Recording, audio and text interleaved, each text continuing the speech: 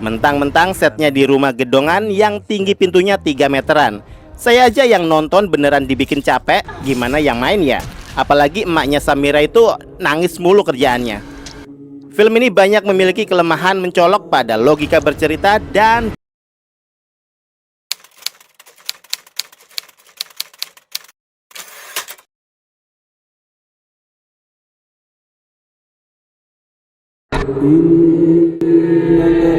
salam sinema sahabat sinemalogi. Film Malam 3 Yasinan adalah film horor yang disutradarai Yani Sukaria. Film ini dibintangi Salom Razade, Farhan Rashid, Wulan Guritno, Pit Pagau, Hamis Daud, Amanda Gratiana Sukasa, Jana Sukasa, Baim Wong, Isabel Yahya, dan lain-lain. Cerita berlatar tahun 80-an tentang keluarga besar Joyo Direjo, pengusaha gula yang sangat kaya raya. Samira yang diperankan Salom Razade dikejutkan oleh kabar kematian mendadak saudara kembarnya Sarah. Ia kembali ke rumah besar milik kakeknya Opa Hendra yang diperankan Pit Pagau, yang selama ini Samira hindari demi menjauhi ketegangan keluarga dan konflik warisan. Suasana duka berubah menjadi mencekam ketika serangkaian teror horor mulai muncul pada malam pertama acara Yasinan. Teror-teror tersebut tidak hanya mengancam nyawa, tetapi juga mulai mengungkap rahasia gelap dan sisi kelam keluarga besar Joyo Dirjo yang selama ini sengaja disembunyikan. Kalian bisa membantu kami dengan klik tombol super thanks di bawah video. Kami akan sangat berterima kasih atas berapapun nominal saweran yang kami terima. Malam 3 Yasinan menjadi film horor pertama tahun 2026 yang saya tonton.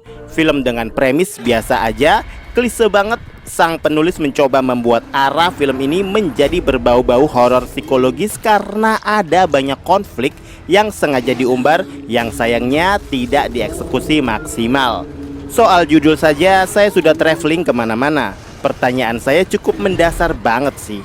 Sebenarnya apa yang dimaksud dengan Malam 3 Yasinan? Karena sepanjang saya menonton hingga akhir, maksud judul ini seakan gak pernah terjawab.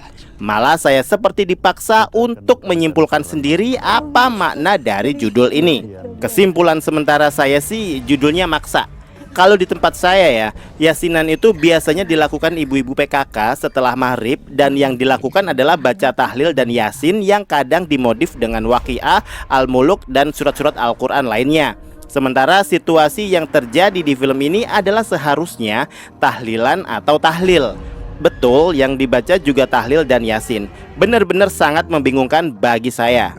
Apakah ini memang ada di tradisi masyarakat kita, atau jangan-jangan Helvi Kardit ngarang soal mitos dari Malam 3 Yasinan? Emang kenapa dengan malam ketiga di hari kematian seseorang? Dan pertanyaan itu menurut saya nggak terjawab di film. Secara keseluruhan, film ini berisi tangis-tangisan dan segala depresi yang beraneka macam. Dengan latar waktu tahun 80-an, sepertinya isu kesehatan mental gak terlalu kenceng, bahkan nyaris gak ada. Tapi di film semua dibikin stres dan terasa sekali banyak tekanan hidup. Dari yang gak punya kerjaan sampai yang ada kerjaan pun juga ikut-ikutan stres. Yang gak stres cuman si Opa Hendra, seseorang yang paling berkuasa di keluarga besar Joyo Direjo. Sudah dijelaskan di sinopsis, film ini menjadikan perebutan warisan sebagai salah satu latar cerita yang membuat narasi film ini terasa sangat menyesakkan. Karena penulis terlalu malas untuk menggiring penonton pada konflik yang seharusnya bisa lebih menarik lagi. Sajian jumpscare yang muluk-muluk pun bakal kamu jumpai di film ini. Menyebalkan? Pastinya. Bahkan di awal film pun sudah semenyebalkan itu soundnya.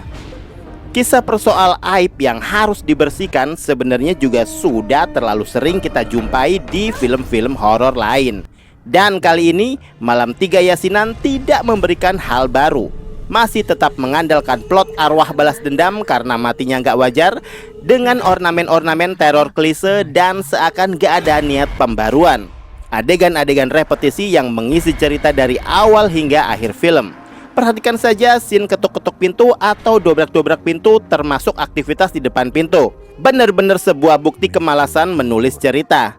Kayak nggak ada ide lain selain kekunci atau dikunci. Mentang-mentang setnya di rumah gedongan yang tinggi pintunya 3 meteran. Saya aja yang nonton beneran dibikin capek, gimana yang main ya?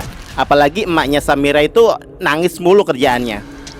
Film ini banyak memiliki kelemahan mencolok pada logika bercerita dan dialog-dialog yang terasa ganjil di beberapa bagian. Bahkan latar 80-an pun seakan kurang kuat vibes-nya.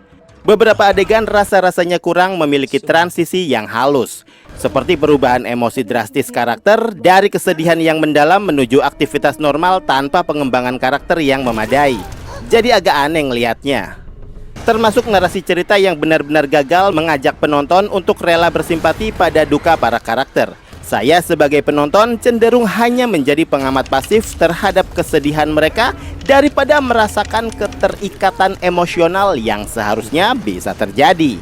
Dari segi akting, hampir semua nggak masuk dalam pendalaman karakter. Hanya Pit Pagau yang saya rasa masih bisa mengikuti alur penceritaan. Lainnya seakan asik sendiri memainkan peran tanpa ada usaha dan upaya membangkitkan chemistry satu sama lain. Karakter ibu dan anak, suami istri, saudara persepupuan, gak ada yang mencuri perhatian.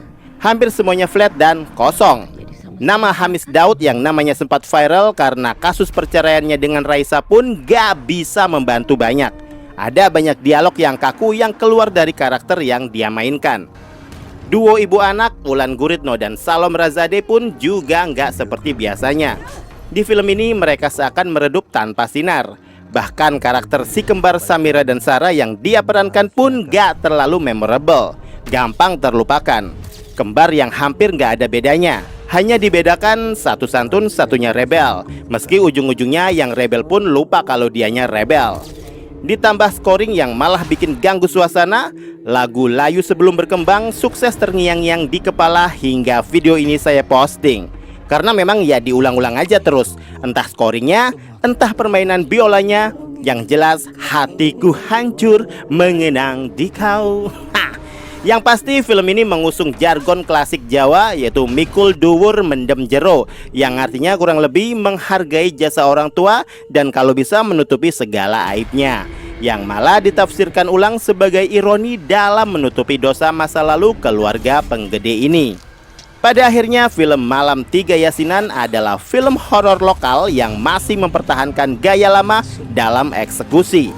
Semua masih begitu-begitu saja. Cerita soal drama keluarga yang kental dengan intrik warisan dan tuntutan kesempurnaan yang justru malah mempertontonkan kekacauan sinematik di mana-mana. Sayang banget. Skor dari saya.